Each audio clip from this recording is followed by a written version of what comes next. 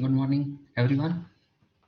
So, what we were doing last time was, I think, the Lively's theorem, and I'll briefly review, and then we will start this today's topic, which I'm interested in discussing, is the microcanonical ensemble. Right? Good morning, Farooq. So, before I say anything, good morning, Kanchi. Say anything. If you people have any question, you're like free to ask, or you can type in chat also. You will have questions only if you read something, and if you don't read or don't study, then of course, then you will not feel any problem. Although only couple of weeks are left for your MST, you guys should start reading. I don't know what you are doing, attending classes online and not reading. Anyway, so let me quickly say a few things what we did last time. Basically, we talk about the kind of continuity equation for density function, where density function is the density of representative points in phase space of my ensemble, right? So then there were certain specific condition for that ensemble to be a microcanonical ensemble. I'll write that right now, but there are another ways to satisfy the Lively's equation, and for that your ensemble can be a canonical ensemble also. So basically the Lively's theorem says the full differential of your the density function is basically zero, and this if you try to open up, because rho is a function not only of time but q's and p's also, as well as time. So this by definition looks like this: curly rho by curly t. This is the partial differentiation of this rho with respect to t, plus the Poisson bracket of this rho with the Hamiltonian of the system, right? So this was basically the Lively's theorem. And if my rho doesn't depend upon time, so if this doesn't depend upon time explicitly, so then this rho is just q and p kind of thing, then of course my curly rho by curly t is going to be zero, which I termed as the stationary ensemble basically, right? So the only condition of from Lively's equation, or you can say a consequence of Lively's equation, is that this term has to be zero, because you put this as zero, uh, rho being not explicit function of time, so its partial differential with respect to time will be zero, right? And so it means this Poisson bracket has to be zero, right? So this means basically if you try to open up this Poisson bracket over degrees of freedom of my system, which was from 1 to 3n, because right, because both qi's and pi's goes from 1 to 3n, n being the number of total number of particles. So it's curly by curly qi's and rho, and curly qi by curly t, and that's basically qi dot, which is basically h here, curly h by curly pi kind of thing. Then the next term was minus, just a minute, curly rho by curly pi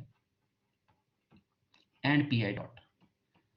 So it means this term has to be zero. Then yesterday, or maybe I think in last lecture, I think we had that yesterday. Yeah. So I told you that this can be satisfied essentially in two ways. Either these two terms could be zero, because if you want to make this summation zero, because this summation is made up of 3n number of terms, right? Because I is running index. So each individual curly rho by curly qi and curly rho by curly pi has to be zero. It means rho is no more a function of you can say q's and p's. In that case, my rho is basically a constant for my full ensemble, right? So that could be one situation. And I told you, and in such a situation, my ensemble is termed as or named as the microcanonical ensemble. Although this has very limited, you can say, applications, because there are not much flexibility with this very unique, you can say, feature. But it would be great if I can have a variation in rho, so that I can play around with the parameters of or the thermodynamics of my system under consideration. That we can appreciate even if my rho is basically a function of h, and h of course is a function of q and p, right? So the functionality in rho of q and p comes via Hamiltonian. So if that something like that happens, even then you can satisfy this equation, right? So then your curly rho by curly q, I told you this as a homework to prove that if this type of functionality is there, even then this Poisson bracket is zero. Okay, you can very easily simplify this thing that rho, if it is a function of Hamiltonian, so a Hamiltonian with Hamiltonian, the Poisson bracket is going to be zero, right? This is one of the property we learned in last course also, that if I have a function of suppose some h, then Poisson bracket of that with h is going to be a zero thing. This was one of the property of Poisson bracket. So this is same. And if that is the case, and I told you that one possibility could be that my rho is proportional to some e raised to power minus beta h. This is one kind of functionality where my rho will have a dependency on the Hamiltonian of the system. And such a scenario, in such a scenario, my ensemble is termed as the canonical ensemble, right? So this was what we saw, I think, last time. If I can show you, this was what we ended our lecture with here, right? So this is all I was talking about. So today what I am going to discuss is more about this micro canonical ensemble. So I'm going to do a very few assumptions or realistic, you can say, consideration. Then I'll do one example also, which is the typical our favorite, the ideal gas example. And then another our favorite example is the harmonic oscillator kind of thing, that I will leave up to you. Okay, so because there are two examples, a bit you can say they have differences also, but less or more the process is similar. And we worked a lot on the simple harmonic oscillator or the harmonic oscillator from classical mechanics perspective in last course, right? So we draw the phase space trajectories, what type of trajectories are available there. So we saw all those things, and the same you can say diagrams or discussions you are going to see in your RK Patharia book. So I will leave that up to you, but I'll discuss the essentials of this microcanonical ensemble from a classical ideal gas perspective. That I will discuss. Rest the other part I will leave as a homework to you people. Okay, of course, and if you feel any difficulty, I'm there to solve that. Okay, so now let's talk about this. Now you must be clear in your mind that what's the difference between a microcanonical and a canonical ensemble, right? Immediately recall the this Lively's theory.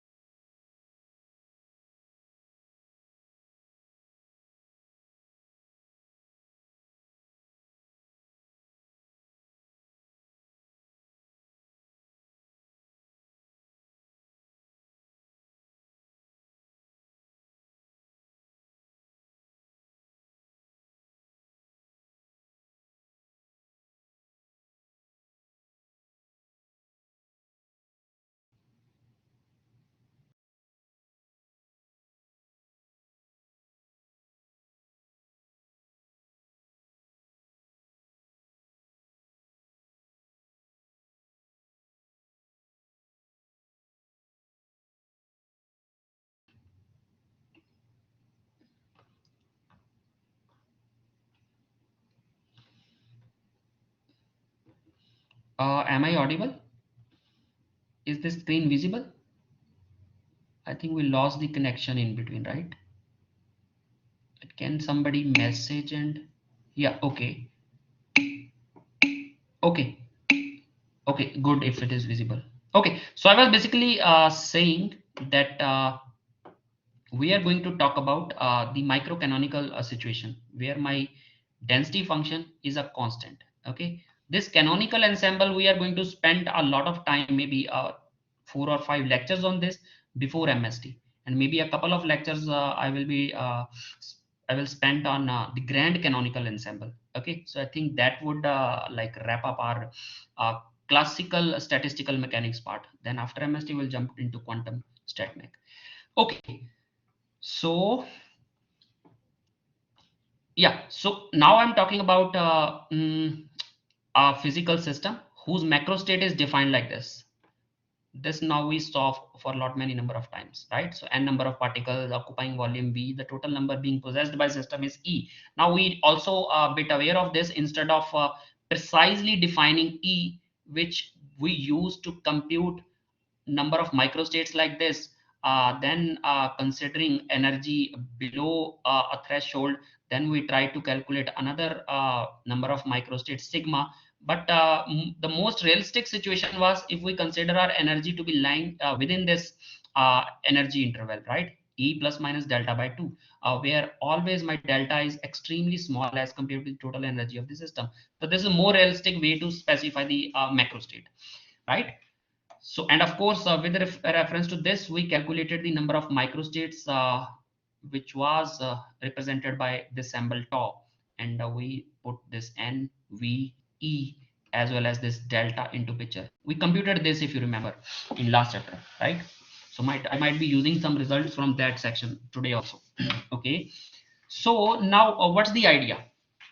The idea is how I can calculate the you can say number of representative points in phase space correspond to this macro state, right? So this is my, you can say, a goal for today. And of course the number of representative points in phase space is equal to the number of microstates accessible to the system corresponding to this macrostate. Both mean same. Okay, because there is a one-to-one mapping. Each microstate accessible to the system in this macrostate is being represented by a unique representative point in phase space. So that's how our ensemble theory works basically, right? Okay, so what I'm saying is we are going to calculate the volume in phase space of a hypershell bounded by these energy limits. This is something we did earlier also, in fact, right? If you remember.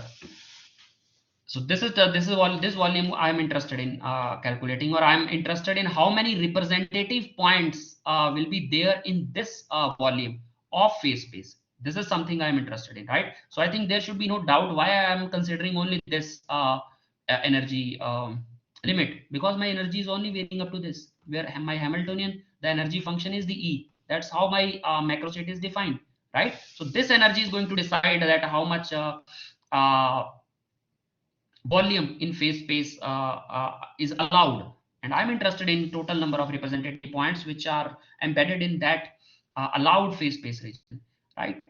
And let me say that that volume I'm representing by omega. And if suppose ideally I can't draw that thing, but we can always imagine things, right? Our imagination is stronger than our drawing. So if I have a very small volume element, this is d omega in phase space in 6n dimension, mind it. Okay. Then if I'm interested in the total allowed volume, I'm not saying the total phase space volume, that is actually infinite. I'm only saying the total allowed phase space volume, that is going to dictated by this V as well as this E, if you remember, right? Because I told you that these QIs and PIs are limited by what is the volume occupied by your system is, and what's the energy. So they are basically linked with the uh, these physical volume. This volume is not the volume in phase space. This is the realistic three-dimensional space volume. Okay, so QIs are only going to take those allowed values. Similarly, P, if you define the energy, basically energy is if particles are free, there are no potentials involved. So Pi square by 2m summing over all the particles is basically total energy. So these are going to also constrained by this macro state specification, right? So I just need to integrate this over this whole omega volume, or this you can say phase space volume. And there is a prime on this integral. If you see, the book is also using this. This prime is only meaning to say that this condition has to be satisfied, right? I'm only interested in volume of this hypershell. If you remember, we calculated the volume of a sphere in phase space with radius square root e star, if you remember in last chapter, right? That was a hypersphere. What's the meaning of hyper? So because in one dimension, two dimension, till three dimension, you term as a line or a circle or a sphere. If you go beyond three dimension, which is only in our imagination, but geometrically these are like possible, you can say shapes. Okay, mathematically we can work out the algebra, but we can't draw them on, you can say, in three-dimensional space. That's why they are not they are like, there is a prefix called hyper. It's basically a shell, but it's a hyper shell because it's a high dimensional object. Okay, so because earlier I also wrote that this volume element is nothing but d cube q d cube p raised to power n. Okay, because for one particle, you know, it will be d cube q d cube p. So this will be the volume element d omega if there is only one particle. But if there are n particles, so this will go to n dimension. That's why this 3 and 3 n comes into the picture. So this is the total volume, and we need to evaluate this volume over this hypershell. That's the whole goal of today's you can say a discussion. So let's see how we can do that, right? So steps are a bit mathematical, but be with me and to understand this, right? So one formula which I will be using, which we used earlier also, is something like this. I hope I paste that slide over here for your reference. We used this thing. This is article this is slide from last unit, where we used the expression for a n-dimensional sphere, that the volume of that n-dimensional sphere is something like pi raised to power n by 2, n by 2 factorial. R is the radius of that sphere, power n, right? Similarly, surface area of n-dimensional sphere with radius r is given like this. These are the some results which are given in appendix of your textbook, and I asked you to go through them, but I'm only interested in the results. So we used them earlier also. Today we are also going to use this volume of an n-dimensional sphere of radius r. Of course, on that day, my radius was energy star, which is related to basically E, energy of the macrostate being specified by this energy, a square root, right? Today we have something else as radius that we'll see very soon. Okay, so let's try to evaluate this d omega, or this d3n3 d3np. Okay, so how we are going to do that? Let's see. Even before jumping to that, or before computing that, I have this very small uh, point to raise, that for a stationary ensemble, or where this my rho qp is a constant in allowed region of phase space. This is a bit you can say diverted discussion, whatever I was saying earlier, but let's have this before going ahead. Okay, so this basically says that if my rho is constant, as the condition for a microcanonical ensemble, it means the representative points are uniformly distributed over the allowed space of phase space, right? And it doesn't matter if actually time flows, those densities are going to be constant. They are not going to vary with time, right? So if you are interested in the ensemble average of any parameter f, where f can be a function of q, p, as well as t also, it doesn't matter, right? Then the ensemble average, it is being represented by ensemble average of f. Actually, the time average of the ensemble average is same, because this ensemble average doesn't vary with the time actually, right? Because if you remember the ensemble average in its formula, it has this rho f, this d omega by integral rho d omega, right? Because my rho is a constant, so and this thing is not going to depend upon time, or because the time average and the ensemble average are like independent of each other, so I can interchange this order. So I brought this time average inside this bracket, and I this ensemble average symbol, I took the ensemble average other way around. So ensemble average of the time average of this function f is this number. And by the way, if you observe some parameter f over a long range of time, Basically that's what you are going to observe if you try to measure something practically or in an experiment.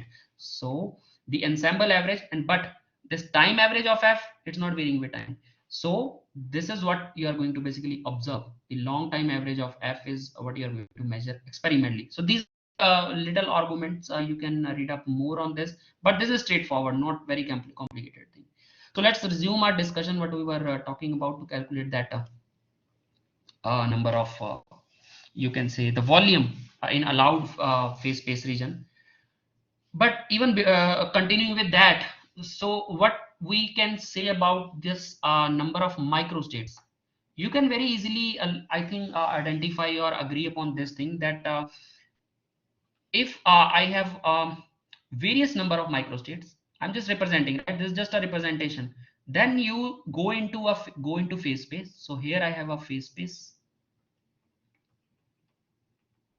So these are various number of, you can say, microstate which my system can be in. Okay, each such microstate is represented by points or representative points in phase space. And in microcanonical ensemble, their density is basically uniform everywhere. It doesn't matter if you go here or here, the number of points you will see in your neighborhood, that is going to be a constant, right? So these are there. Now you would very easily agree that this number, the number of microstate, which is this number in fact tau, is going to proportional to the allowed volume of this micro phase space. Yes or no? More the volume, greater the number of microstate I have. That's I think understandable, right? This is a simple logic. So what I mean to say is that my number of microstates accessible are proportional to the total allowed volume in the phase space. Allowed by what condition? By the macrostate, that n, v, e. So this v and e are going to constrain the allowed volume in phase space. Okay. Now suppose let's think of in this sense that if each microstate or representative point can occupy a certain volume in phase space, I'll represent that volume as omega naught, right? Then I can like enclose each of the representative point in phase space like these boxes, although this boxes actually is a hyperbox. Okay, even it's not a kind of two-dimensional thing, it's a uh, 6n-dimensional thing, I would say. Okay, so if each of this box which is enclosing this representative point be omega, and if total volume is sorry, omega naught, and if total volume of the allowed phase space is omega, so if I divide total volume by volume of each microstate, I would say, then I will get the total number of microstates. Is that straightforward, right? It's not that hard to see, right? So this is how we are going to calculate. That's why I said that this number is going to be proportional to this. So you can think of that inverse of this omega omega 0 is a proportionality constant. So now the whole headache is basically to calculate this omega and omega 0. That we'll do very quickly. Let me see how much time we are left with. Yeah, we have around 15 minutes. I think we'll wind up. And once we have this, by the way, so then we can quickly run into the driving the thermodynamics of my system, which is Boltzmann law, that S is k log this number of microstate. This is like, because tau I wrote as omega by omega naught. So this, so once you have entropy, if you remember, then we can derive the thermodynamics. I'm not going to go into that, but I am more interested in actually evaluating this omega by omega naught. Okay, so that's the problem I am going to address here. Any question till now, if you want to ask that why we are doing so, what's the situation, or why we are doing this particular thing, you can ask now. Otherwise, I will go ahead. Maybe 10 seconds I will wait.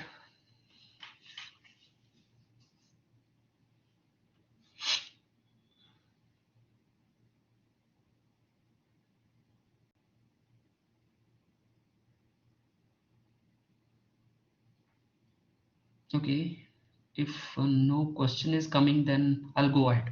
Okay, so if you see, I wrote this expression omega is equals to integral prime, means that energy condition, that my energy function vary between that energy limit E plus minus delta by 2. That's the meaning of this prime over this integral.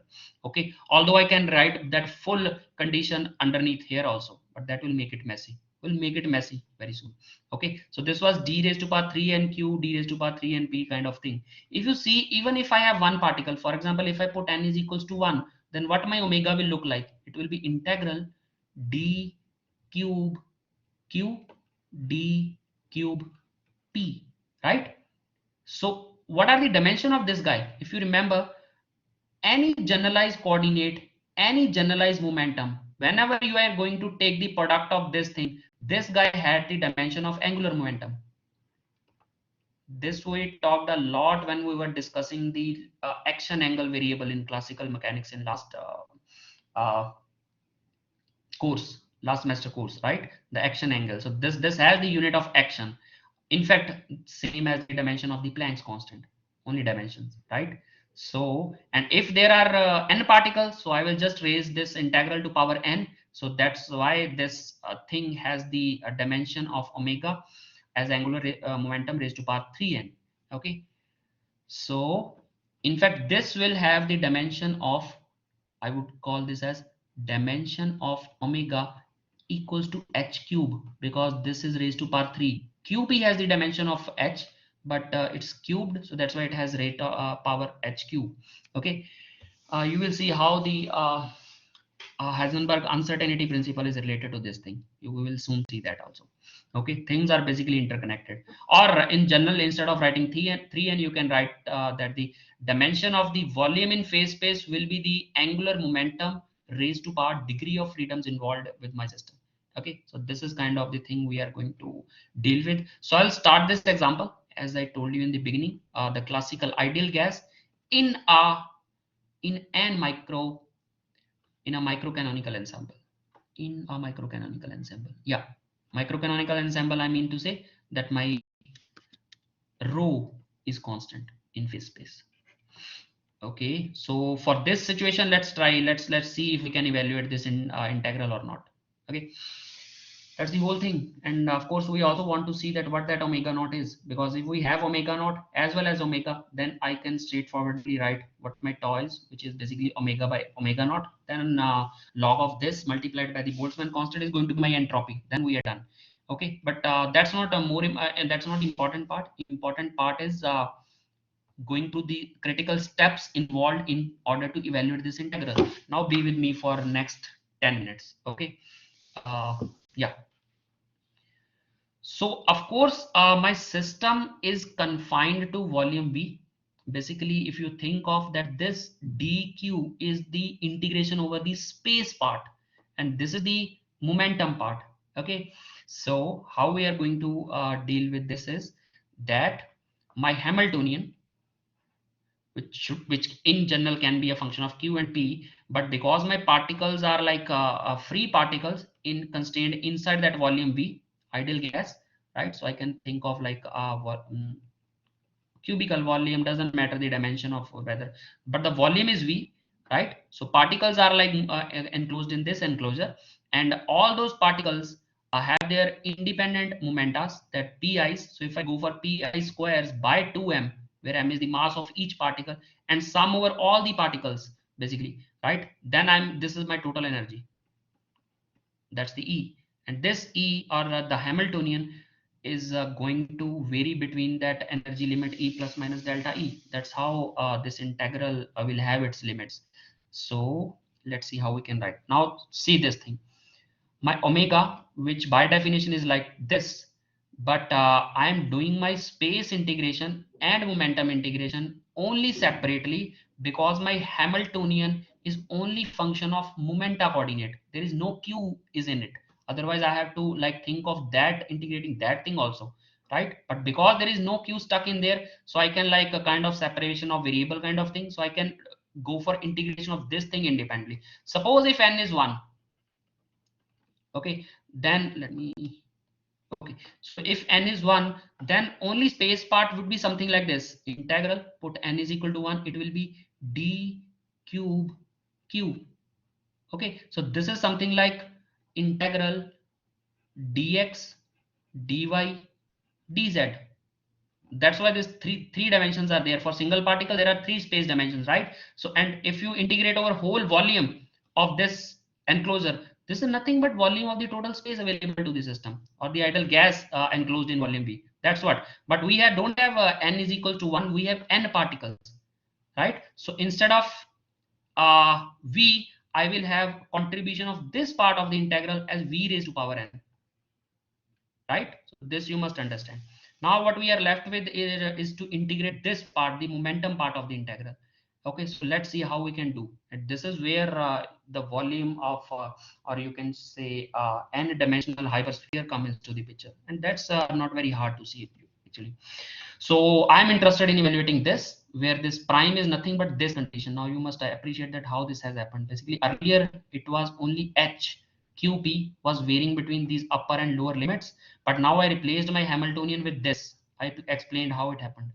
Okay, and in fact it doesn't go from 1 to n, it goes from 1 to 3n, because only for first particle I will have three component of momentum, px square plus py square plus pz square. Similarly for second particle, that's why for n particle I will have n such terms. That's why this is running for I from 1 to 3n.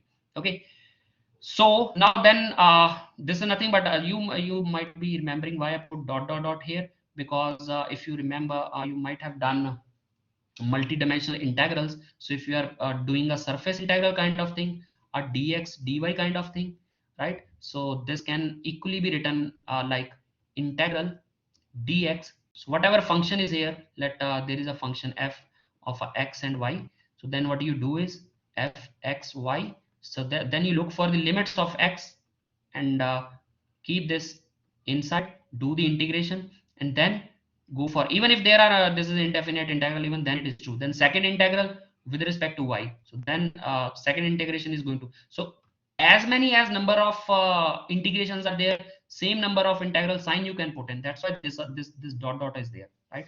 So I think it's not that hard to see. Then there is a quick change of variable. Will like save our hard work. So I changed this pi square by 2m to yi squares, right? And of course if I use this 2m factor will go with these energies. So now I don't have that 2m stuck here, so it is basically these yi's, so 2m goes there, rest everything is same. So instead of integrating over p's, now I'm integrating over y. So this is something similar with respect to n dimensional sphere basically, right? So if you remember the equation of sphere, this trick we used earlier also, x square plus y square plus z square. At that time it was my n x square plus ny square plus nz square. This was when we were dealing with the harmonic oscillator kind of thing, was equals to something like e star under root square. This was something we use that. So e star square root is the radius of that hypersphere. Similarly, we are basically interested in the phase space volume of hypershell. This time is not sphere, hypershell, which is bounded by these two radii, right? In fact, they are square root, because here it is square. So square root of, I would put this like square root here and square. So it's square root square here. So I'm interested in the volume of this hypershell in that situation. So obviously the radii are these two, so lower and higher radius, right? This can equally be written as, if my delta is very very low as compared to energy, so that okay, let me try to draw something here quickly.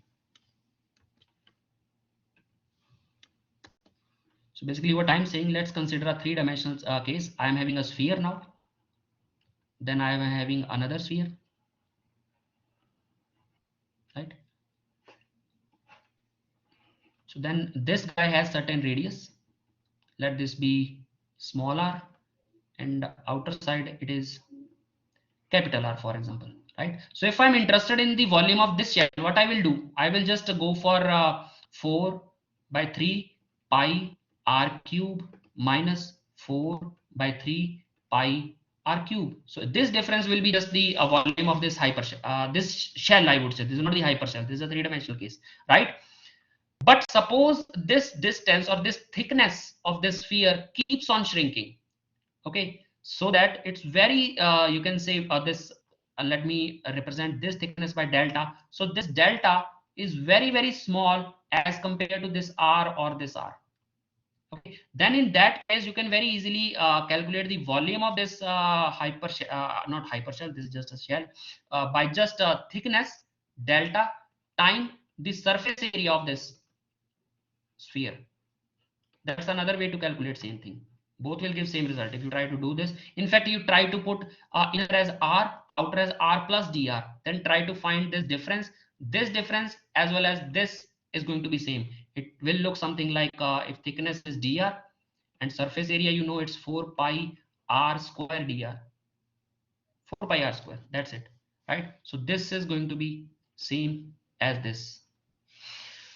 Okay, so now we are going, this is the trick I'm going to use. Why? Because my this delta is very less than E. So my thickness of my that hyper shell is very small. So I'm going to use the this thing, that thickness of that hypershell. This is a kind of a homework which you can do. What's the thickness of hypershell? It is approximately delta times square root m by 2e. Try to do this, okay? And the surface area of 3n dimensional hypersphere with radius is, now I'm only using this 2me. I'm ignoring this part, right? Because if you have a hypershell with the inner radius 2me plus delta, sorry, 2me minus delta, and the outer radius as 2me plus delta. So if you just keep on shrinking this delta or delta approaching zero, you will end up with a hypersphere which has radius exactly at the center of this. So for that, delta has to be zero. So then it's the radius is only 2me, right? So if you use these things and this comes, so this is the thickness of that hypershell, and this is again I use the surface area formula which I showed you in the beginning of that hypersphere, 3n dimensional with radius 2me square root. So this 2 is coming due to that square root, and this can be a bit simplified here. So this, you can say 2 can be cancelled with this 2, this e can be clubbed with this e, and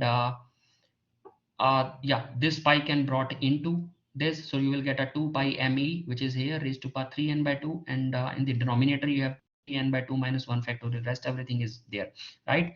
And this v power n, it came from because we calculated uh, this integral, which was only momentum part, but the space part, which is here, gave v raised to power n also. So we clubbed both the result in order to compute this omega, which is now written here. So this is how we computed the total volume in phase space of that hypershell. Now we also computed these sigmas, or you can say tau, in our last unit discussion, and over there we calculated, I also specifically gave you C equation number 17 of article number 1.4 of your RK Patharia book. So this was the result over there, that what is the you can say number of microstates accessible for an ideal gas subject to the macrostate NVE. So this was what we calculated, and this is the volume, total volume available uh, restricted to that hypershell condition. So if I now look at this particular equation to calculate the number of microstates. So we computed this tau in last chapter. This omega we computed right now. If you put these two things, you will see there is only a difference of this h cube raised to power n, right? It means this omega naught has to be h raised to power 3n. This is, you can say, the crux or end result of today's whole discussion, even of this microcanonical ensemble. I would say this is going to stay with us for a long time, right? So if I have only, for example, one particle, like if I have n is equals to 1, so it means my omega naught is h cube, right? So this is the you can say the volume, minimum volume possible, that can be occupied, that can correspond to one representative point in phase space. So that's the h cube, and if I have n number of particles, so I will have h raised to power 3n being minimum volume. Okay, this is a, you can say, tricky thing which usually confuse you while you attempt, so for example, gate net or just kind of exam. Okay, so whether number of particles are 1, 2, 3, so accordingly the minimum volume will change. Let's now, uh, I think I should stop here, because I had some important points to discuss. Otherwise, they are not very hard to do. But I'll touch them next time. For example, I think I should stop here. This is kind of take-home message for today's discussion. That when I was talking about that my phase space was there, there were representative points.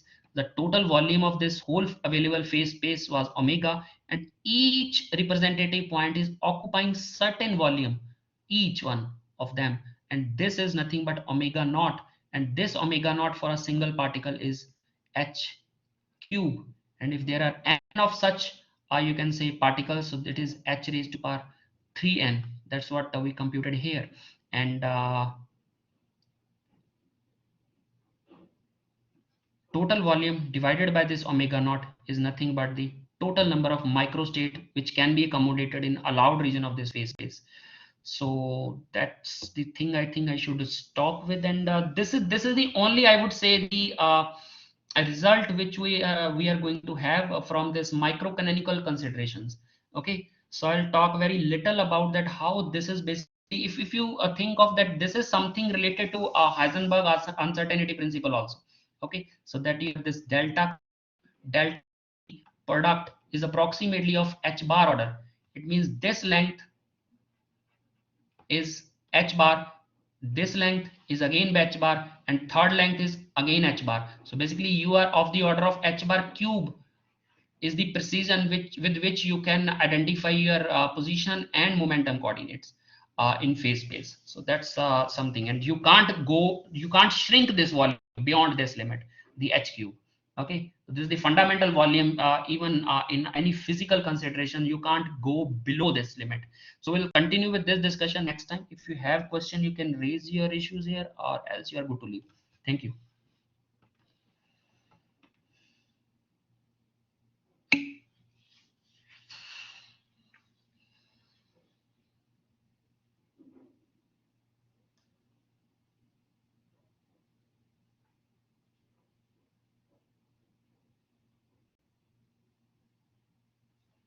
If you don't have questions, then you may leave, please.